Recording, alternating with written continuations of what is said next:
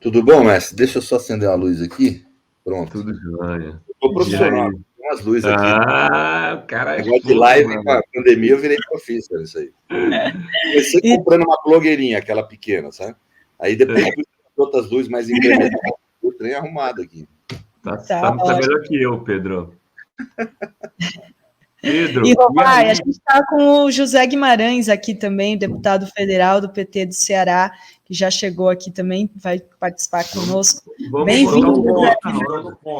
Estou no ponto, viu, Pedro? Tudo bem, deputado?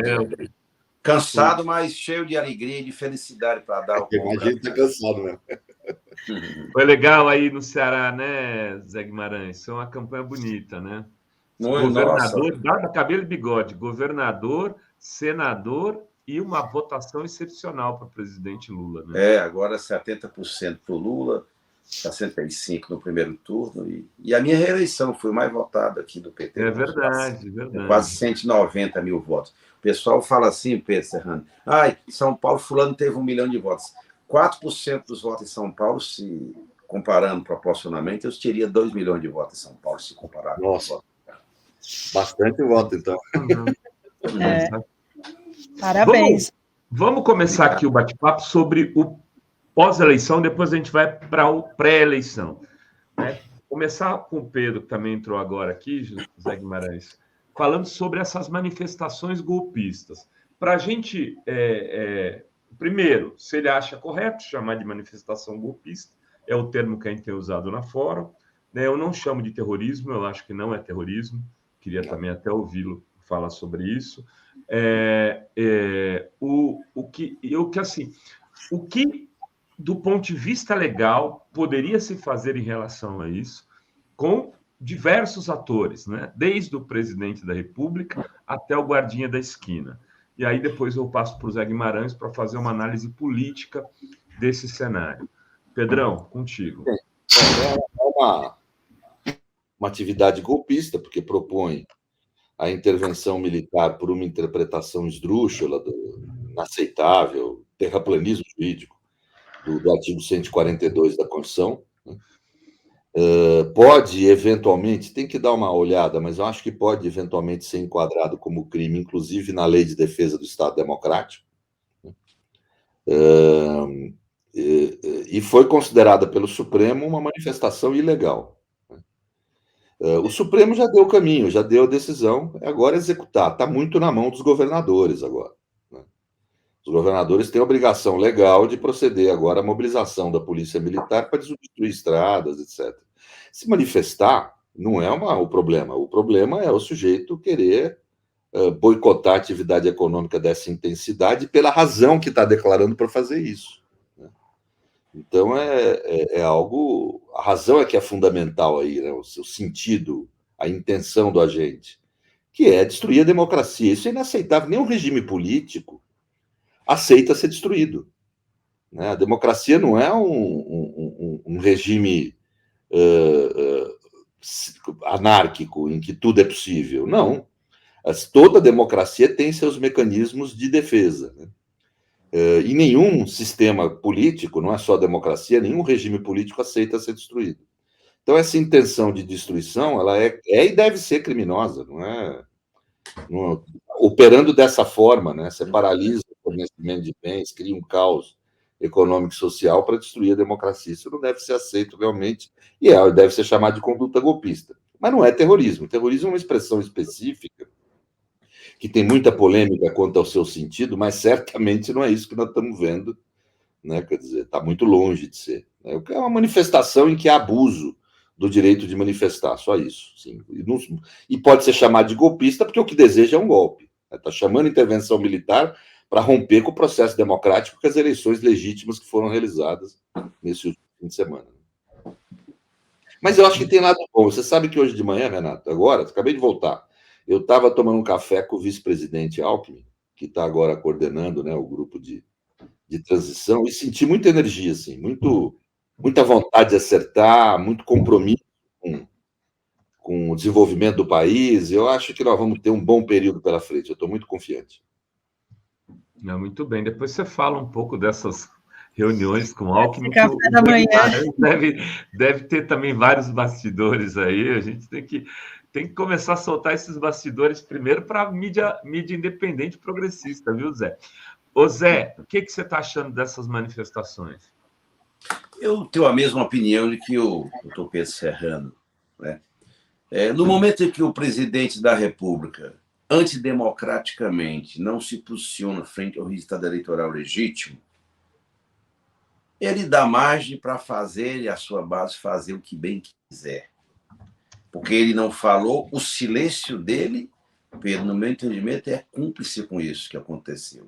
Né? Ontem, eu tenho um termo que a gente usa no Ceará, eu peço permissão para usar aqui. Pense numa presepada. Aquela entrevista coletiva do presidente da República de ontem, né? Poxa, o negócio isso é um assinte ao país. A democracia, apesar de tudo, ela falou mais alto. O povo brasileiro escolheu o caminho democrático, a eleição se perde, não é possível acontecer isso. Além de golpistas, essas tentativas golpistas desses que estão sendo instrumentalizados nas rodovias, né, tem na minha opinião, por baixo dos panos, tem um sinal positivo, se não explicitamente dele, mas o silêncio dele indica esse caminho, ou da família, sei lá. Isso não é possível. Não tem nem o cara dá uma entrevista, não fala nem é uma coisa desumana. Até porque teve um processo eleitoral brutal, violento, onde o atual governo usou de todo o aparato estatal para ganhar a eleição. Usou e abusou. Pronto, voltou. Usou e abusou. Termina a eleição, ele fala 50 segundos, não deseja nem sorte ao eleito, democraticamente, com todas as coisas que ele fez para interditar, até o espetáculo do Roberto Jefferson, o espetáculo daquela deputada que usou a arma para tentar atirar.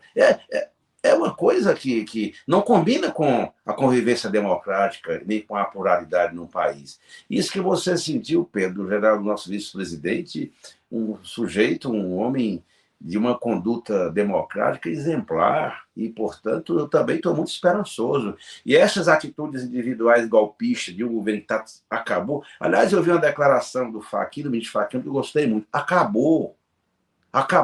Então, nós vamos ter que reconstruir o Brasil, reposicionar o país democraticamente perante o mundo e começar a executar aquilo que, para mim, é fundamental, a convivência e o respeito às normas e o funcionamento das nossas instituições, que ele não tem. Portanto, eu estou muito otimista também. Isso se acaba já. Isso daqui, acho que está se acabando, essas manifestações golpistas que estão fazendo. Eu acho que o país vai retomar a normalidade já. A transição, viu, Pedro, está sendo muito bacana. Acho que essa indicação do Alckmin foi um sinal muito positivo para o país. Muito. Nós fizemos... Você quer um bastidor? Nós fizemos uma reunião ontem com os presidentes de partidos, 10 partidos. Eu estava com a Gleice, foi muito boa a reunião. O espírito é esse. É um novo período histórico que se abre no Brasil, com o Lula e o Alckmin comandando a restauração da democracia, restauração dos direitos, da convivência democrática entre os seres humanos no Brasil, que estavam totalmente quebrada. Portanto, eu estou muito confiante que isso vai acabar já. Vamos retomar a normalidade e vamos governar o Brasil. É isso que nós vamos ter que fazer. E governar bem, governar para quem precisa do Estado. Né? Muito bem, Dri. Eu queria perguntar para o Pedro como que ele viu a ida do Bolsonaro ao Supremo, esse pronunciamento brevíssimo aí de ontem, e aí para ele, né, depois de 2 dias, falar alguma coisa sobre a derrota. Poderia, obviamente, ser pior o pronunciamento dele. Foi um pronunciamento que teve, em alguns momentos, tom de moderação, mas ele não está contribuindo com o país. Nós não podemos nos iludir. Ele é um homem que busca lutar contra a democracia, destruir a democracia. Isso, em toda a conduta dele, isso é visível. Né? Eu fico impressionado com parte, assim, amigos que eu tenho, que são mais conservadores e tal, que falam que não, mas ele não fez nada, não deu golpe. Eu falo, não deu porque não conseguiu. E outra, o golpe hoje em dia não é mais o golpe que era no século XX. Hoje em dia você tem novas formas de autoritarismo e ele procurou implementar todas aqui. Agora, sofreu resistência, em especial do judiciário, mas também da sociedade civil, e não conseguiu vencer essa resistência, agora perdeu a eleição, né? A eleição está restaurando, assim, a chance da gente ter uma democracia mais plena, né? A realidade é que nós não tivemos eleições livres em 2018, um dos principais candidatos, Lula, foi impedido de participar por um processo fraudulento, quem diz não sou eu, é um dos maiores tribunais internacionais do mundo, da ONU, né? Então, que diz tanto que houve uma ofensa grave aos direitos de Lula, quanto se interviu indevidamente na democracia brasileira. Então, esse tipo de mecanismo autoritário agora eu acho que se restaura, quer dizer, a gente tem a chance de romper com isso. Para isso, Renato, eu queria dizer assim, um dos principais elementos que diferencia uma ditadura de uma democracia é o cumprimento da lei, a autonomia do direito, como nós falamos no meu ambiente profissional. É o cumprimento da lei. Nós temos que responder aos ataques contra a administração, contra a democracia, que essa turma vai continuar fazendo, inclusive depois da posse do novo governo. O novo governo tem que responder com legalidade. Aonde se aplica a lei, não há revanche. A revanche é inadmissível, porque é um tipo de sentimento que não tem nada a ver com a democracia. A democracia pressupõe impessoalidade. Ao ser impessoal, não se pode ter inimigos do Estado ou do governo, não pode existir isso. O que tem que se fazer é aplicar a lei. Nem além da lei, mas também não aquém da lei, né?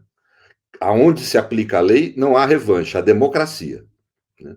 Então, nós temos que responder com uma aplicação rigorosa da lei em relação àqueles que extravasarem os limites de seus direitos, no ataque à democracia, né?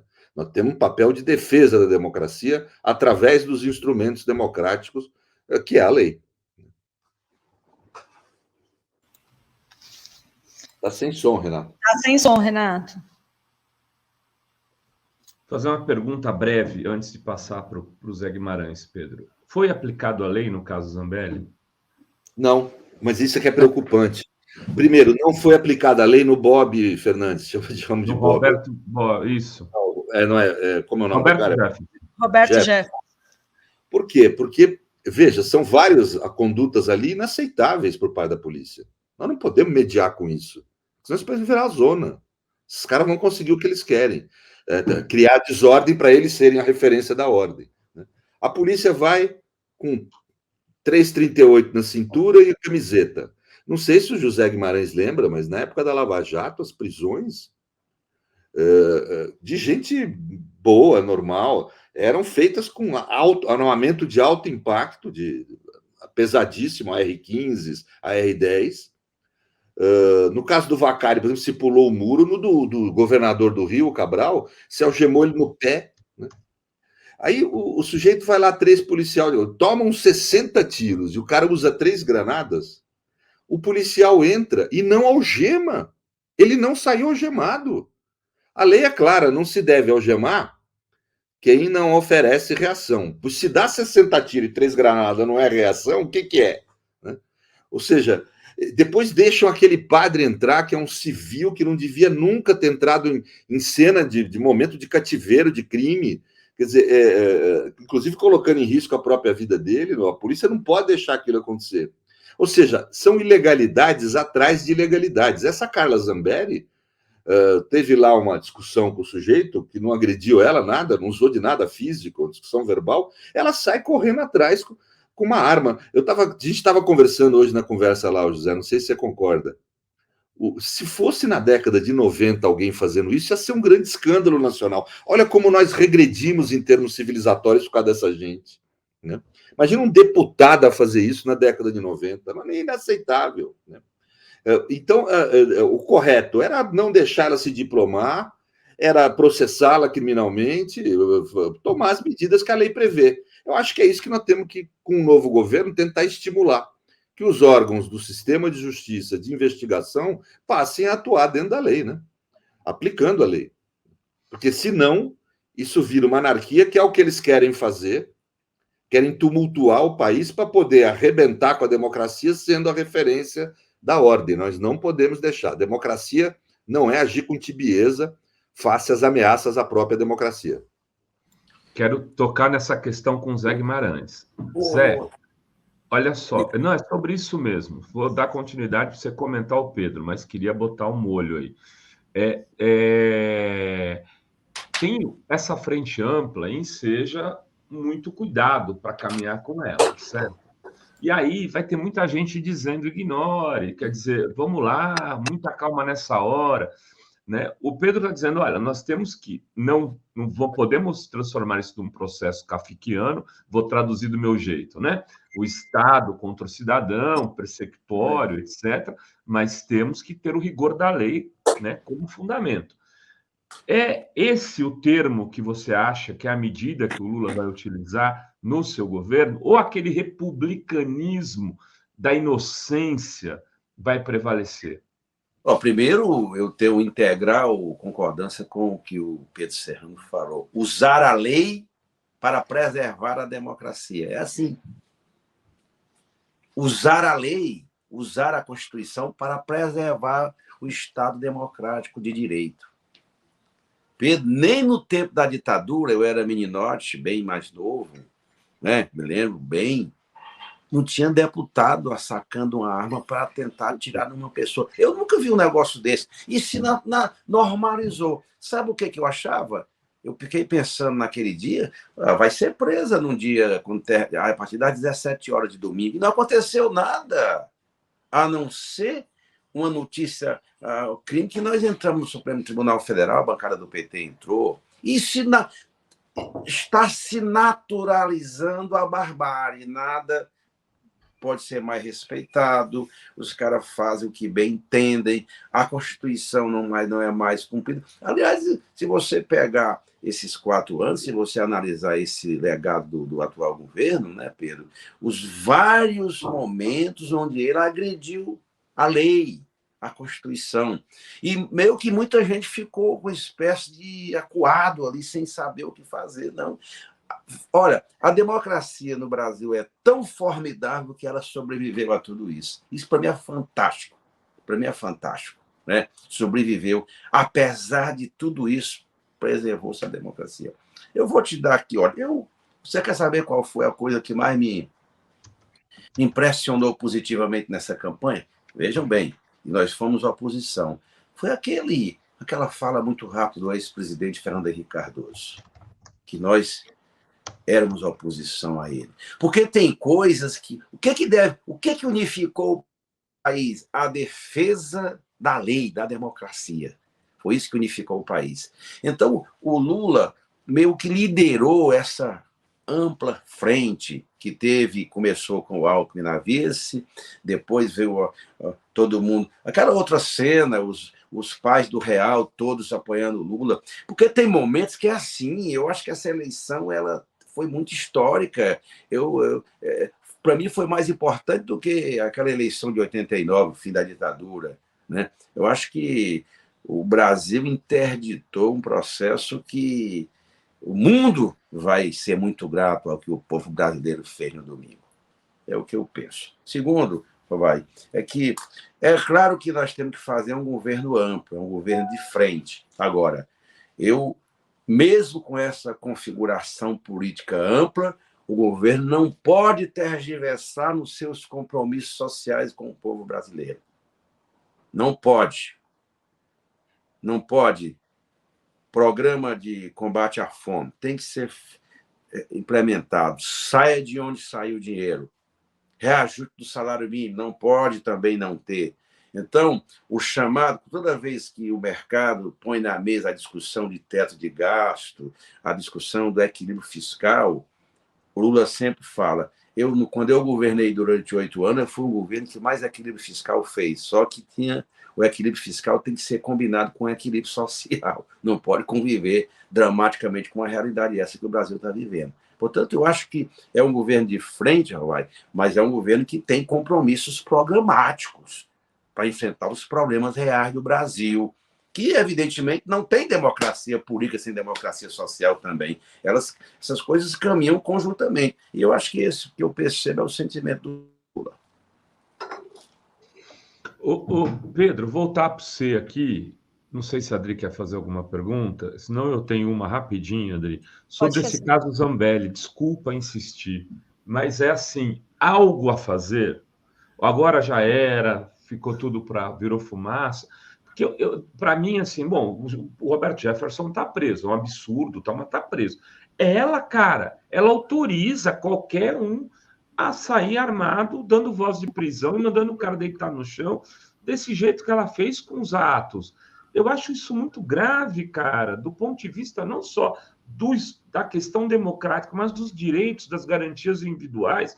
Quer dizer, não pode mais discutir com alguém na rua que o cara que está armado vai te ameaçar te matar. É um abuso evidente, né? Ela não foi uma reação de defesa dela, foi uma reação de ataque. O ataque armado é crime. Então, o certo, ela era ter sido presa, não podia ser presa ali naquela hora, talvez, eu não lembro se pode presa em flagrante, acho que pode. Ela estava em situação de flagrante e iria permanecer em situação de flagrante por 72 horas. Então, ela deveria ter sido presa, né? Não foi por uma condescendência dos policiais, né? E deveria ter sido processado, que, pelo que eu sei, não foi até agora. Então, isso é um absurdo, é um descumprimento da lei, é deixar a pessoa, liberar a Carla Zambelli para uma 007, para ser uma pessoa que não sofre consequências da lei. Isso não existe na democracia, né? Na democracia, a principal característica são leis, comportamentos regidos por normas, né, prévias, aplicáveis a todos, né? Então, um fato de uma pessoa ser deputada não pode implicar no direito a ela agir dessa forma. E aí me preocupa. E dá voto isso ainda, né, Pedro? E dá voto. Nós temos tido também, fazendo aqui, nós progressistas, às vezes estamos tendo raciocínios que são equivocados, raciocínios estratégicos no campo do direito. Isso não pode ocorrer. O raciocínio estratégico é próprio da disputa de poder. O raciocínio do direito são razões de justiça e razões normativas. Então, se nós ficamos discutindo, não devia ter prendido mesmo aquele diretor da Polícia Rodoviária Federal quando ele não obedeceu a ordem do Alexandre, né? Devia sim, né? Mas isso aí podia prejudicar a eleição do Lula. Essa é uma discussão que não faz parte da aplicação da lei. Porque se a gente começar a tergiversar sobre a aplicação da lei, a querer escolher quando ela é aplicada ou não, aplicar a lei vai virar uma ação política. E aí o sujeito pode falar, aplicar a lei contra mim é revanche, né?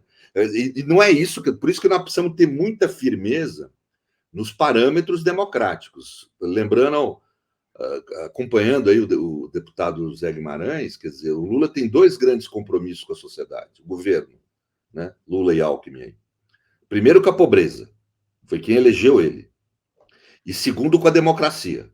Há um compromisso claro de manter a democracia. E manter a democracia é manter a legalidade, é não ir além da lei, mas também não ir aquém da lei, porque ir aquém da lei, inclusive, é crime de quem vai aquém. Então, por exemplo, esses policiais rodoviários federais, se nada for feito contra eles no plano administrativo do executivo até o novo governo assumir, uma das primeiras medidas tem que ser identificar os policiais que cometeram ilicitude, estão aí identificados até pelo Ministério Público, que já os identificou e já está processando. Mas no campo interno da administração pública, a lei prevê claramente afastamento do cargo enquanto está sendo investigado e demitido depois, com direito à livre defesa, etc., mas demitido. Não por ação do sistema de justiça, por ação do próprio executivo. Nós não podemos tergiversar com um policial que se alia a gente cometendo ilegalidades graves, né, prevaricando. Isso não pode acontecer. A função do policial é obedecer às ordens, receber uma ordem do judiciário. E nós vimos aí várias cenas de policiais federais confraternizando com quem eles tinham que reprimir, né?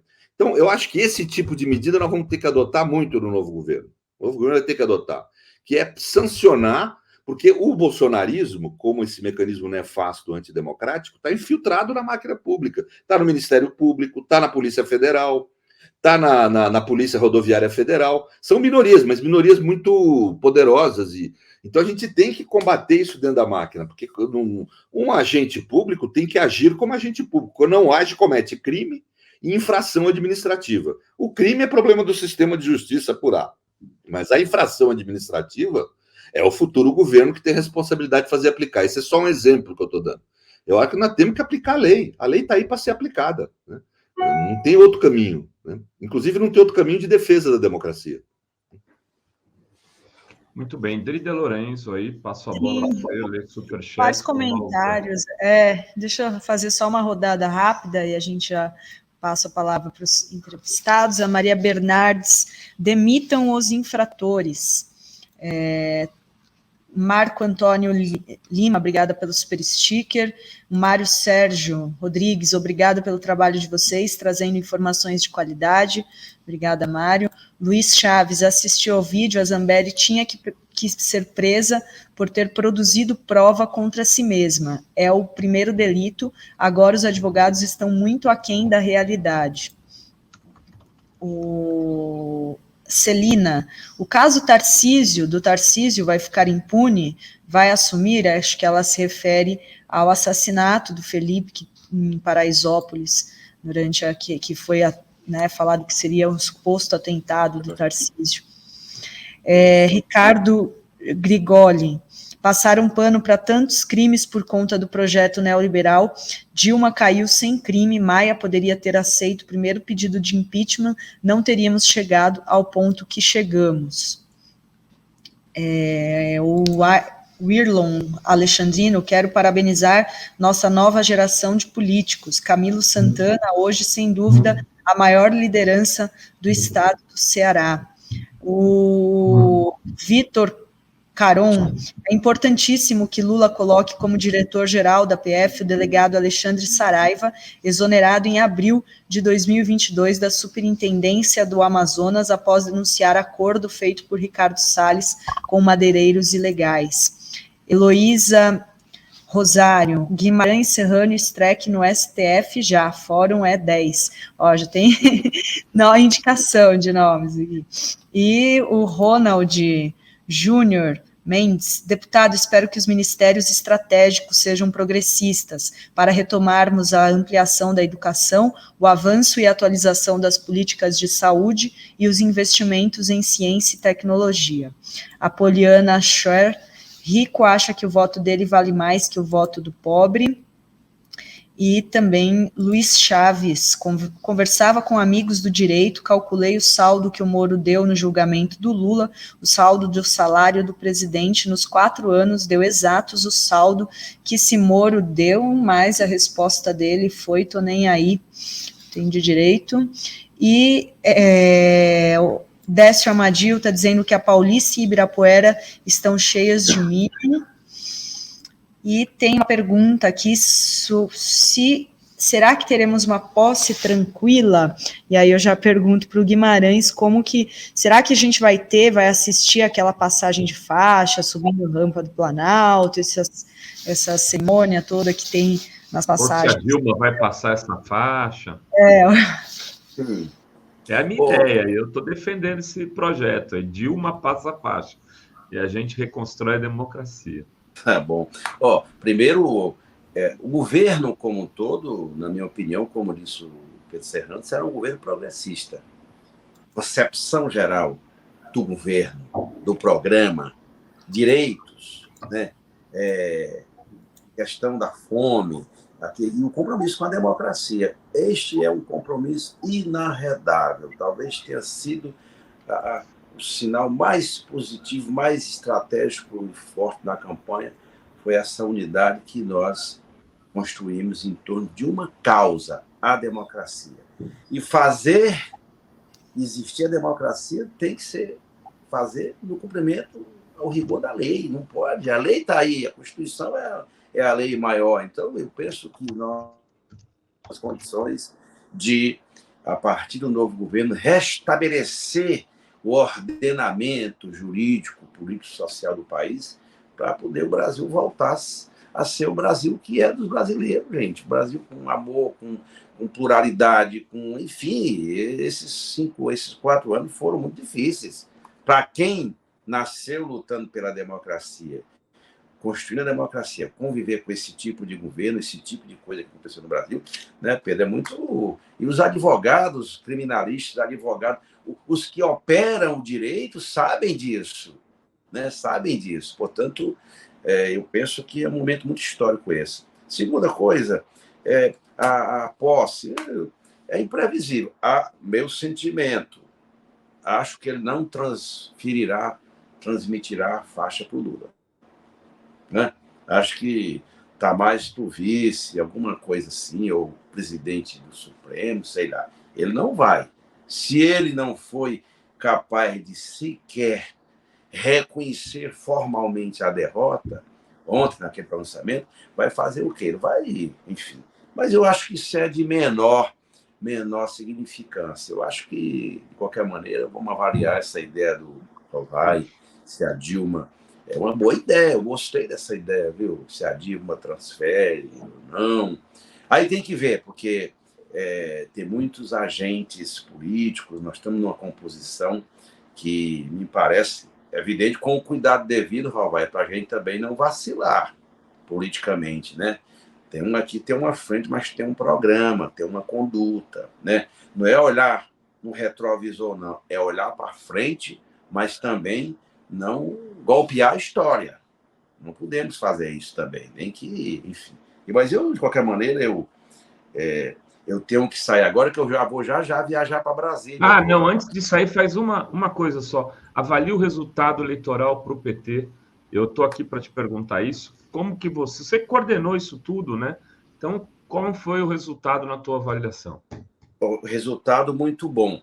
Tem 3 coisas que eu gostaria de ressaltar. A primeira delas, fazia tempo, desde 89, que eu não vi uma militância tão mobilizada e tão organizada como a militância do PT nessa campanha. Nós tiramos leite de pedra.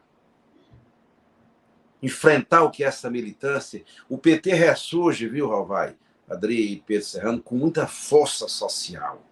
Nós temos que entender essa mensagem que o petismo deixou. Claro que o Lula é maior do que tudo isso, mas o petismo, ele ressurge.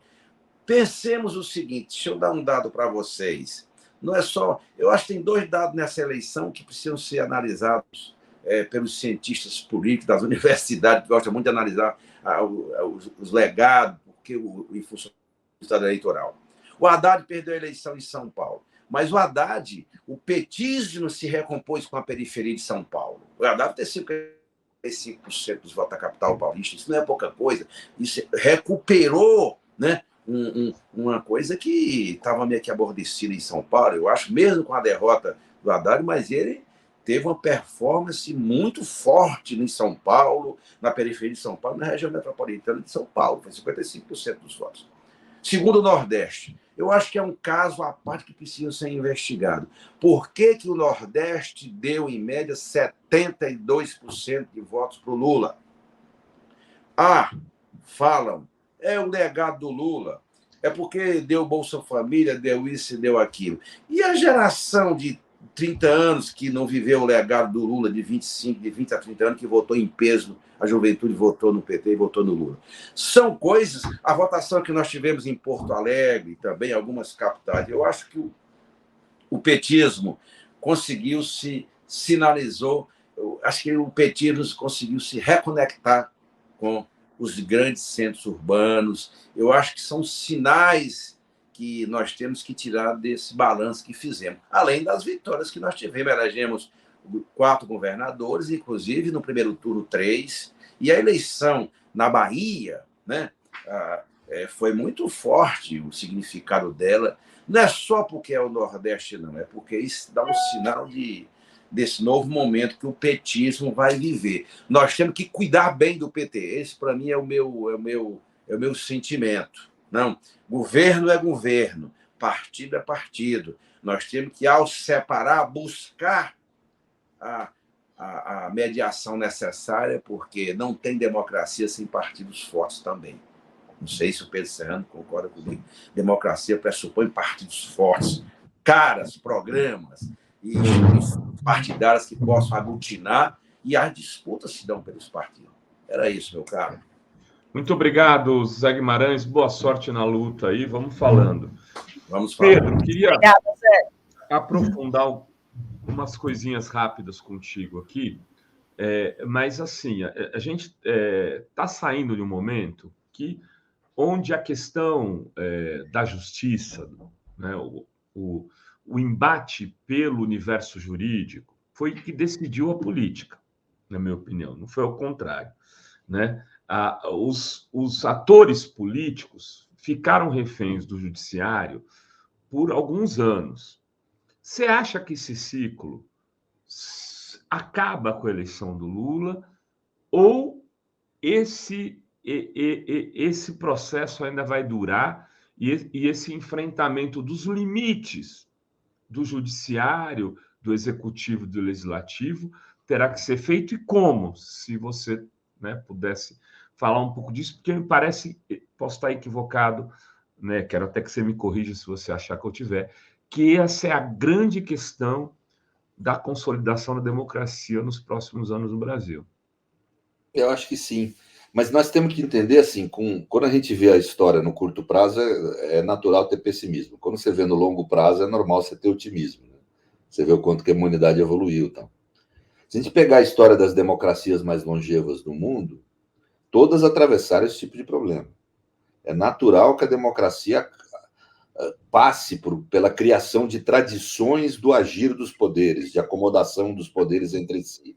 É natural isso. Nós temos uma democracia menina, neném, tem 30 anos. Quer dizer, é natural que a gente esteja passando por certos problemas. Aonde houve problema inaceitável foi a produção de medidas de exceção do sistema de justiça que se deu no período dos governos do PT e posteriormente, logo posteriormente ali, com a prisão indevida de Lula e todo o processo penal fraudulento que houve contra ele. Isso é inaceitável, porque aí foge do... Agora, ajuste nas relações entre os poderes existem. O elemento, eu acho que o governo pode propiciar, e eu creio que vai propiciar, é uma forma mais pacífica para que esse diálogo e esse debate possa existir. Porque qual o problema? O problema A gente tem que fazer na democracia não só a crítica, mas a crítica da crítica. As críticas que o bolsonarismo dirigia e dirige ao sistema de justiça não são críticas para melhorar o sistema de justiça, para melhorar a democracia, são para destruir os da democracia. Esse tipo de crítica não pode ser aceita, vamos dizer, no plano do debate. Nós temos que fazer as críticas ao sistema de justiça, mas as críticas que nós fazemos, eu sou talvez no campo jurídico o que mais longevo no campo progressista, que traçou críticas sistêmicas ao sistema de justiça brasileiro, né? Nesse último período, tratando como medidas de exceção, nova forma de estado de exceção, etc. Esse tipo de crítica é para melhorar o sistema, para aperfeiçoar a democracia, não para destruí-la. Agora, quando você vê os bolsonaristas falando, juristas bolsonaristas em juristocracia, eles querem fechar o Supremo ou intervir no Supremo de uma forma a calá-lo, né? Aí não dá, né? Então, a gente tem que ir fazendo acomodações. Eu acho que uma frente democrática, como é o governo Lula, possibilita que isso se dê de uma forma mais pacífica, não destruidora do sistema, mas no sentido de melhorar o sistema, né? Portanto, eu acho que a gente vai evoluir nisso. Eu tenho esperança, pelo menos, que vamos, né? Agora, tensão vai haver, Renato. Tensão vai haver, né? E nós podemos... Eu espero que não hajam, de novo, abusos intensos como a gente teve, como houve no período da Lava Jato, esse tipo de coisa. Espero que isso não exista de novo, porque isso inviabiliza o governo, e inviabilizar este governo é inviabilizar a democracia. Mas por isso é que as instituições têm que estar vigilantes com relação a si mesmas. Existe infiltração de extrema-direita no Ministério Público, no Judiciário, precisa estar atento a isso. Isso é uma infiltração. É um atentado à Constituição. Agentes públicos que deveriam ser cumpridores da lei estão agindo de forma a usar dos seus poderes de cumprimento da lei para intervir na disputa de poder em favor de uma ideologia de extrema-direita. Isso é inaceitável na democracia. Não é para isso que foi dada estabilidade ao Ministério Público, ou, perdão, vitaliciedade ao Ministério Público, vitaliciedade ao Judiciário e estabilidade para os demais agentes públicos do sistema de justiça. Não é para isso que foi feito esses institutos. Então, nós temos que estar muito atento a isso, né? O tempo inteiro acompanhando essas questões, exigindo, por exemplo, um compromisso do futuro procurador-geral a ser nomeado a limpar a instituição dessa extrema-direita. Isso é fascismo, gente. Isso não é compatível com a democracia. Tem um famoso jurista, Luiz Ferrajoli, que ele fala que se aplica à Constituição brasileira. As constituições do pós-guerra são sementes antifascistas. É esse que é o espírito. A nossa Constituição não é neutra. Nossa Constituição é claramente antifascista, claramente antiditadura, né? Então, não dá para um membro do sistema de justiça não ter esse compromisso com o sistema. Um compromisso de combate contínuo ao fascismo. Se ele é fascista, ele não vai combater o fascismo, tem que ser tirado fora, né? Então, nós temos que ter essa clareza, nós precisamos aproveitar, acho que a força política que a eleição dá, pelo menos por um período aí, e exigir das instituições que cuidem dos aspectos democráticos do seu funcionamento. Agora, deixa eu só fazer uma pergunta em relação às polícias, porque a gente também vê esses infiltrados da extrema-direita, né, fascistas, nas polícias. A gente teve agora o caso do diretor da Polícia Rodoviária Federal atuando, né, em favor dos bolsonaristas, tem policial batendo continência para bolsonarista. Como lidar com esse campo também? Aí eu acho que é mais fácil, porque aí são instituições que são governadas pelo executivo. Se o sujeito prevaricar, por exemplo, como fizeram, é demitir o cara. Tem mecanismos para demissão. Então isso dá para fazer mais. Eu diria que não é fácil, mas está mais à mão. Quando você fala de judiciário e Ministério Público, não. São instituições independentes do executivo. Nós temos que trazer para a sociedade o debate. Não é só o governo, somos nós. Sociedade, temos que trazer esse debate. Essas instituições não podem agir de forma a destruir a democracia, né? Ou pessoas dessas instituições não devem agir assim. Se agirem, nós temos que exigir da cúpula dessas instituições que processem, que tirem do cargo essas pessoas, né? Isso é possível fazer, né? Então, eu acho que aí é mais nosso papel, o papel do debate político, nós como sociedade exigirmos esse comportamento democrático de todo o sistema de justiça. O STF tem tido, mas o resto do sistema de justiça às vezes não, né? E o Ministério Público também, que agora está absolutamente contaminado pelo fascismo, né? Rovai, está no mudo. Ia falar, inclusive, disso, do PGR, né? O papel que o PGR teve nesse processo todo, em não fazer denúncias contra o Bolsonaro, em deixar tudo passar batido, quer dizer, virou uma coisa assim absolutamente absurda e abjeta. Qual deve ser o papel do PGR num governo progressista do Lula nesse futuro? Porque ao mesmo tempo que assim a gente fala, não, olha, não é legítimo ter um engavetador da República, um cara que seja. Ao mesmo tempo, um sabotador também não é alguma coisa que deva ser, né, encarada com naturalidade. A justa medida é sempre muito complicado, né? Essa coisa do mais votado ter que ser cumprido, você mesmo acho que já colocou aqui que não acha que esse deve ser o único mecanismo. Como é que deve se lidar com essa questão no Ministério Público? Tem uma proposta, ela é polêmica, eu creio, né? Mas é produto de muita reflexão minha em relação ao tema. A democracia, ela é um sistema vivo, ela não é um sistema perfeito.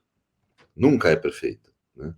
Ele só, como dizia Churchill, é só o melhor modelo de regime político que nós criamos, mas não é o mais perfeito, né? Ela é viva. Vive em que sentido? Ela tem que ir se autocorrigindo. Passa experiências, verifica os erros das experiências, que nós somos humanos, e se corrige. Qual a experiência que nós tivemos com o Ministério Público nesse último período histórico? Um primeiro momento, nos governos progressistas, e logo na sequência deles, em que o Ministério Público agiu de forma sabotadora da democracia, né, intervindo na democracia. Isso quem fala não sou eu, é uma das maiores cortes internacionais de direitos civis, a maior corte de direitos civis que nós temos no mundo, que é da ONU, né? Ela fala isso, quer dizer, que houve, vamos dizer, uma intervenção indevida na democracia brasileira quando os direitos de Lula não foram observados naqueles processos fraudulentos. E isso foi muito por conta de um agir do Ministério Público.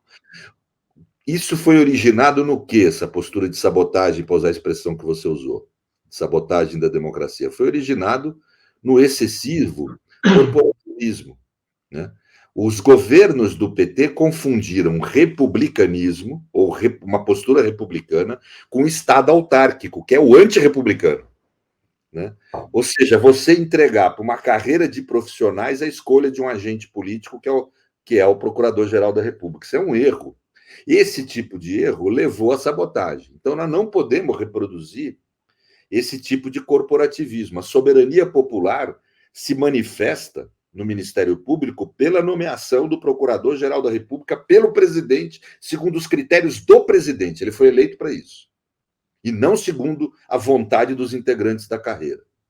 Com isso, você mitiga o corporativismo. Por outro lado, não dá para aceitar também que o Ministério Público seja servil ao Executivo, tenha esse servilismo, esse engavetamento geral da República, que nós vimos não só no governo Bolsonaro, temos que ser justos nesse aspecto, mas em todos os governos anteriores aos governos progressistas, né? Fernando Henrique Cardoso, Zé Sarney, todos tiveram engavetadores ali a seu serviço.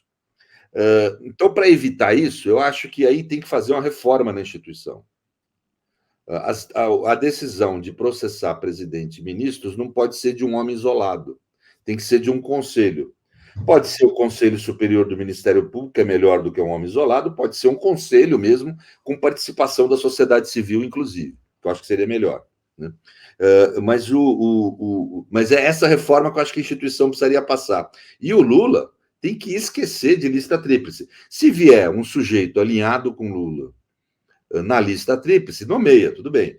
Mas a realidade é que tem que ser alguém alinhado com a Frente Democrática, alguém estritamente comprometido com a preservação da democracia. Não pode haver, isso é compromisso intenso da chapa Lula e Alckmin com o povo brasileiro.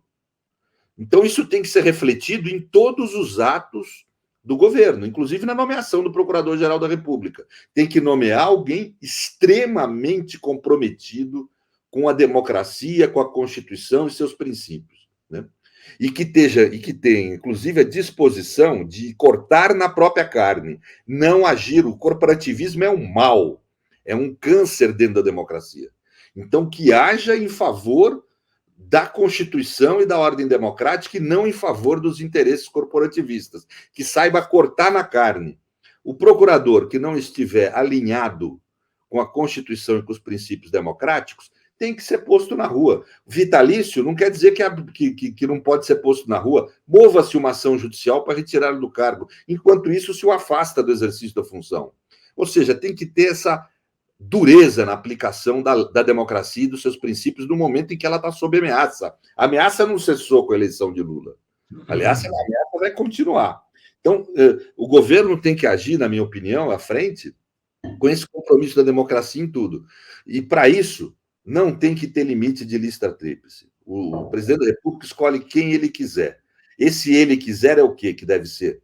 Um compromisso que o presidente tem com a sociedade, a manutenção da democracia. Tem que nomear um procurador-geral da República radicalmente comprometido com a Constituição e com a democracia. Muito bem, Ingrid, deve ter perguntas para o Pedro, antes dele sair, passa para ele, né? Isso, tem uma campanha aqui, Pedro Serrano no STF, Pedro Serrano, novo PGR, Pedro Serrano, ministro da Justiça, estão te Pedro colocando. Serrano, presidente em 2026. Né? Embaixador na frente. Você virou coringa, Pedro. Você pode jogar em várias posições. Isso é bom e isso é ruim. Mas o problema é que precisa esses cargos, esses empregos, tem muito candidato. Assim, não dá. Eu não tenho chance. O Rodrigo diz: ministros do Supremo têm que ser na faixa dos 50 anos. Tem uma pergunta do Aparício Dornelles, que pergunta, é de Itapema, Santa Catarina, um bom dia, o que o deputado Zé Guimarães, ele já foi, e o doutor Pedro Serrano pensam sobre uma troca desse uniforme nazista da PRF? Tem várias fotos, né, que mostram que ele parece mesmo com o uniforme nazista, né? E deixa eu ver se tem mais alguma pergunta, e tem aqui a do Bruno Isaías, que a gente também pode perguntar para a Adriana Dias, que já está aqui nos bastidores, a nossa próxima convidada de hoje.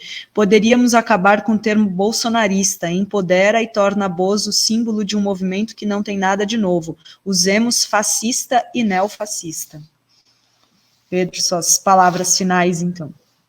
Eu agradeço muito o convite, viu, Dri, viu, Renato? Eu acho que a mensagem que eu tinha para trazer é isso. Nós precisamos desses dois compromissos que são os compromissos síntese, na meu ver, da Frente Democrática.